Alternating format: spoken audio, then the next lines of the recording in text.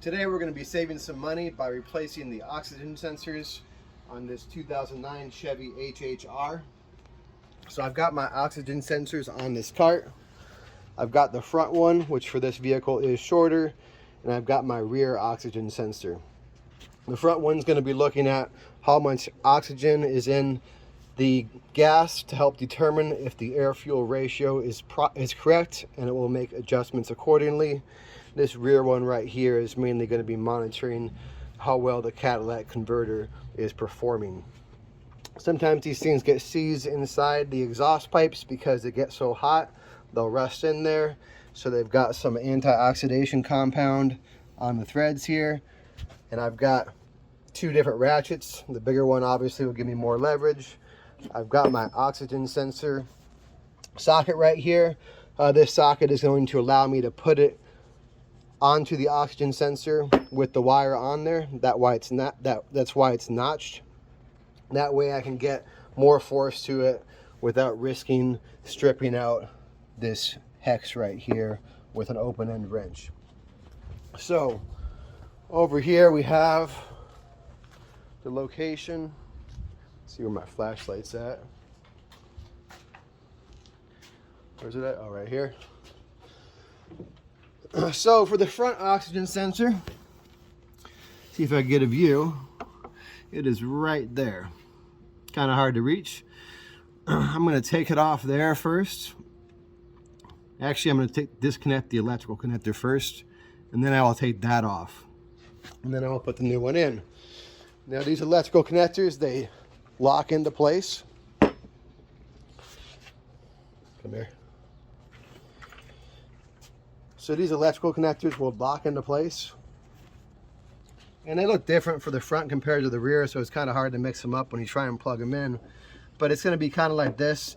On the front one, we've got this assembly right here. It's going to plug in, it's going to snap into a hole, and that's going to hold it in place. That's going to mount it. And then on the main wiring harness, there's going to be a connector that will plug into here. And we'll plug in a little something like this. This piece will be locked around, so when I go in there, I'm going to have to lift this up before I can pull this out. Once I get this disconnected, I will then be able to unscrew this and remove it and replace it with the new one. So I'm going to give that a try right now, see how easy it will be to get that connector off. Once I disconnect the connector, I will then pry this off so it will no longer be mounted. So let's give that a try. The flashlight.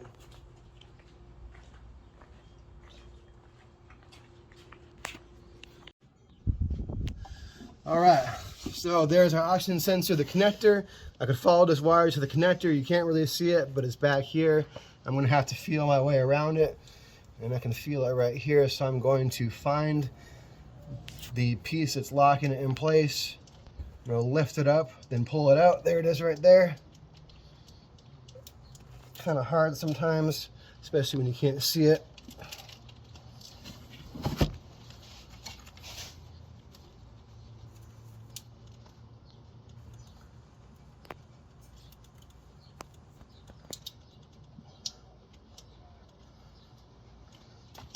So I actually pulled it off its mount so I could see what I'm doing. And there it is right there. Oh, they've actually got a, I don't know if you can see this, they've actually got a blue piece in there that's locking it on. Can you see that? Yeah. That's why I couldn't pull it off. So I'm going to pull this blue part out. Now it's no longer locked. Now I can lift up this piece right here. This tab right here, I'll lift it up and pull the two apart.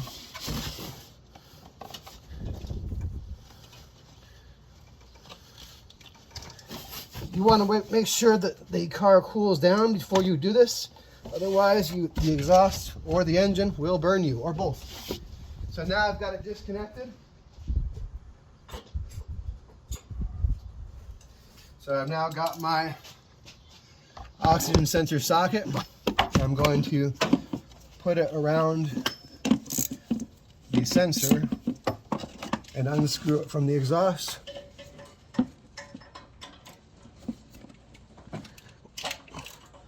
And that actually came out pretty easy.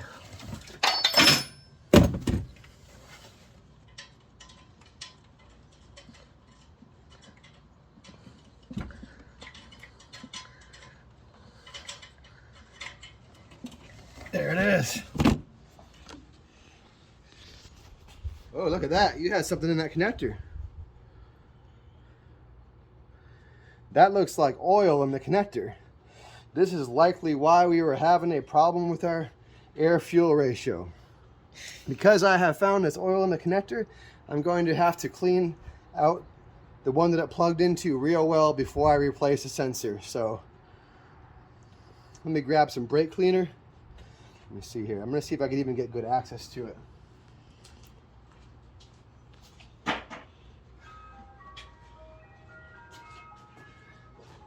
So I'll see how much access I have to this other connector, and actually I have pretty good access. And right there, you can see oil on the connector. That oil on the connector will create an electrical path between the different points, between those different electrical contact points, and that can interfere with the readings of the sensor, which again was probably why we were having problems. So ideally we would replace this connector, but that's a lot of work. So first thing I'm going to try is I'm going to try and clean that with brake cleaner. I'm just going to spray it down real good, and I'll give that a try, and then I can check up on it a little while later and make sure that it still looks good and clean. So I'm going to grab some brake cleaner. All right, so I got some brake cleaner. Make sure this doesn't get in your eyes. I'm just going to drench it down to help clean that oil off.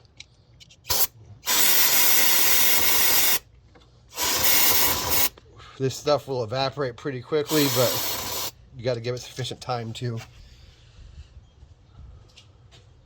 The seal on that sensor was supposed to keep liquids out, but apparently it failed over the years and let something in there. So I just got to make sure that's all cleaned out before I do the replacement.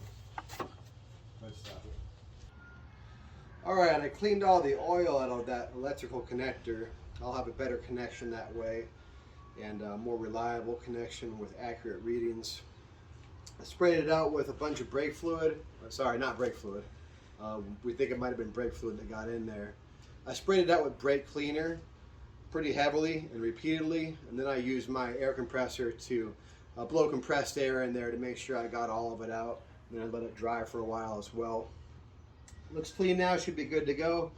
This seal right here on the connector was supposed to prevent things from getting inside there, but apparently it did not do its job.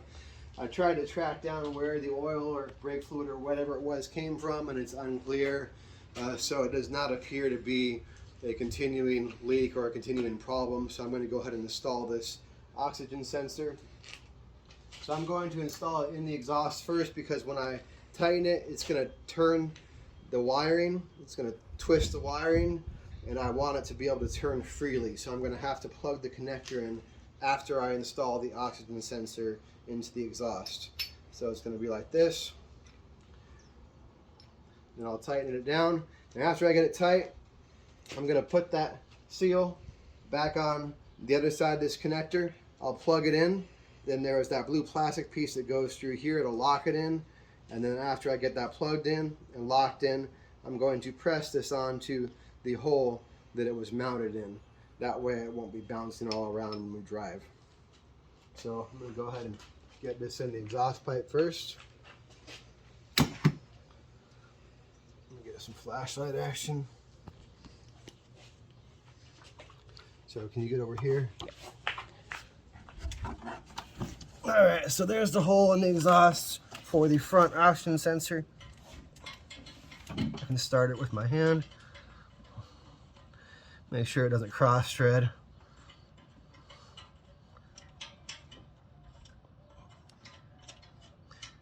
If you don't have long arms like me, it might be easier to get at it from the bottom if you jack the car up. So it's bottomed out now, so I'm going to tighten it down.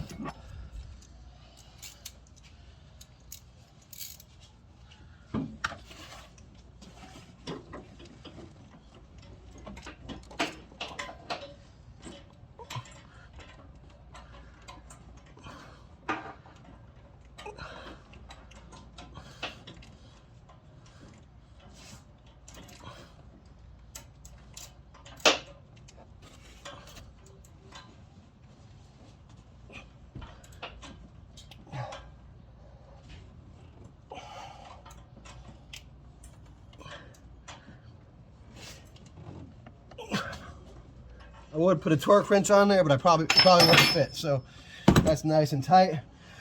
Now I'm going to put the seal on where that connector plugs into, just right here. Carefully put the seal on it, make sure the seal is clean. That way it will actually do its job and seal out contaminants. Now I'll plug this into the oxygen sensor connector. Now when you plug it in, make sure it goes in all the way. Make sure it locks in. You should usually hear and feel a snap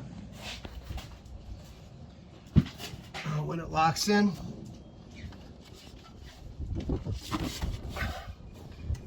Looks like you gotta do this with one hand.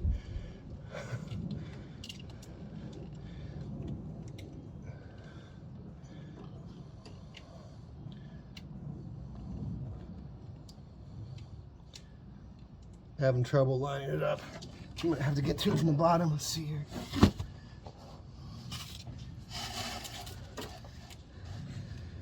So there's the locking tab right there. It's on the top. I will take the other end and put it on the top, so that way it should plug in. I kind of love when you can't get to what you're working on. All right, there it is. Locking tab's on the top there. Locking tab's on the top here. So now I can plug it in.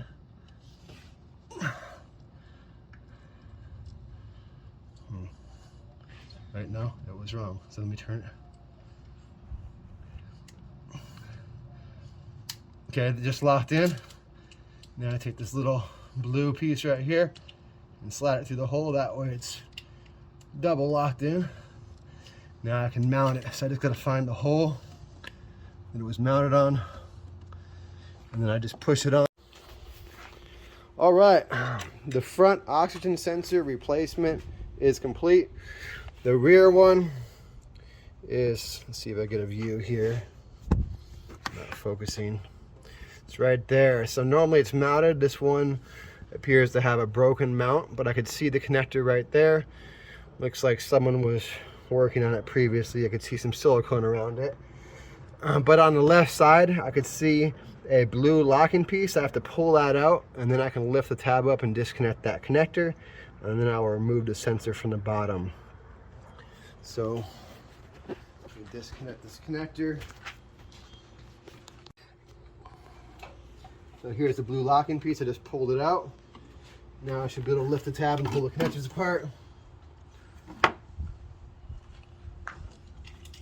Yeah, these oxygen sensors were overdue for replacement. The car's got almost 150,000 miles on it. Oh. Okay. So now that's disconnected, I can go to the bottom and I can unscrew it right here. Here's the rear oxygen sensor. I can unscrew it there, but first, if you look right here, that cable for the oxygen sensor is going in this heat shield. So I'll have to lift it up out of there. Goes in the heat shield up there too, just so it's not flopping around.